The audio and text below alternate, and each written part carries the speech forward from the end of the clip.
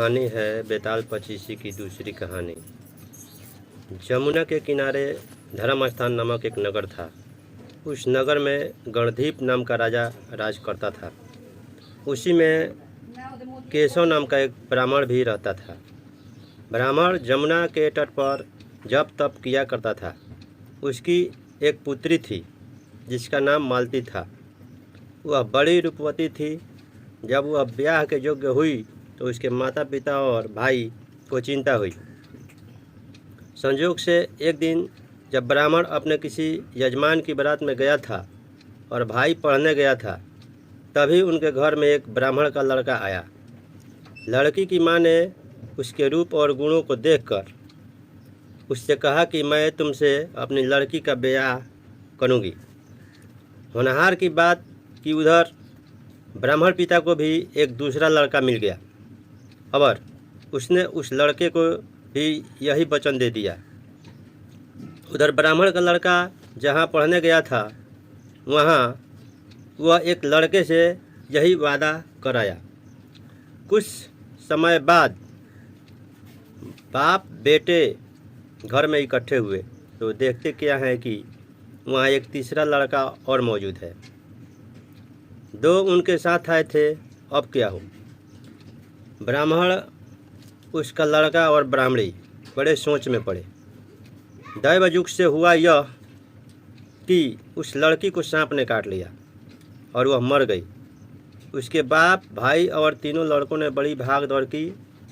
जहर झाड़ने वालों को बुलाया पर कोई नतीजा न निकला। सब अपनी अपनी करके चले गए। दुखी होकर वे उस लड़की को श्मशान में ले गए और क्रियाक्रम कराए। तीनों लड़कों में से एक ने तो उसकी हड्डियां चुन ली और फकीर बनकर जंगल में चला गया। दूसरे ने राख की गंठरी बांधी और वहीं झोंपड़ी डालकर रहने लगा। तीसरा जोगी होकर देश देश घूमने लगा। एक दिन की बात है, जब तीसरा लड़का घूमते घूमते किसी नगर में पहुंचा और एक ब्राह्मणी के घर भोजन करने बैठा। जैसे ही उस घर की ब्राह्मणी भोजन परोसने लगी कि उसके छोटे लड़के ने उसका आंचल पकड़ लिया। ब्राह्मणी से अपना आंचल छूटता नहीं था। ब्राह्मणी को बड़ा गुस्सा आया। उसने अपने लड़के को झिड़का, मारा पीटा, फिर भी वह न माना तो ब्राह्मणी ने उसे उठाकर जलते चूल्हे में पटक दिया। लड़का जलकर राख हो गया। ब्राह्मण बिना भोजन किए ही उठ खड़ा हुआ। घर वालों ने बहुतेरा कहा पर वह भोजन करने के लिए राजी न हुआ। उसने राजा, जिस घर में ऐसी राक्षसी हो उसमें मैं भोजन नहीं कर सकता। इतना सुनकर वह आदमी भीतर गया और संजीवनी विद्या की पोथी लाकर एक मंत्र पढ़ा। जल कर राख हो चुका लड़का फिर से जीवित हो गया। यह देखकर ब्राह्मण सोचने लगा कि अगर यह पोथी मेरे हाथ पड़ जाए तो मैं भी उस लड़की को फिर से जिला सकता हूँ। इसके बाद उसने भोजन किया और वहीं ठहर गया।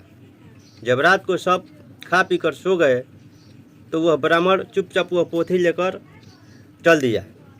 जिस स्थान पर उस लड़की को जलाया गया था वहाँ जाकर उसने देखा कि दूसरे लड़के वहाँ बैठे बातें कर रहे हैं। इस ब्राह्मण के यह कहने पर कि उसने संजीवनी विद्या की पोथी मिल गई है और वह मंत्र पढ़कर लड़की को जिला सकता है, उन दोनों ने हड्डियाँ और राख निकाली। ब्राह्मण ने जैसे ही मंत्र पढ़ा वह लड़की जी उठी। अब तीनों उसके पीछे आपस में झगड़ने लगे। इतना कहकर बेताल बोला राजा से, बताओ कि वह लड़की किसकी स्त्री होनी चाहिए।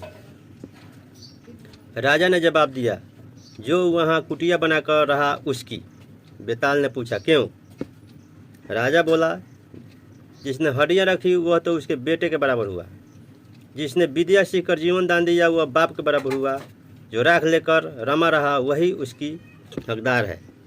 राजा का यह जवाब सुनकर बेताल फिर से पेड़ पर जा लटका।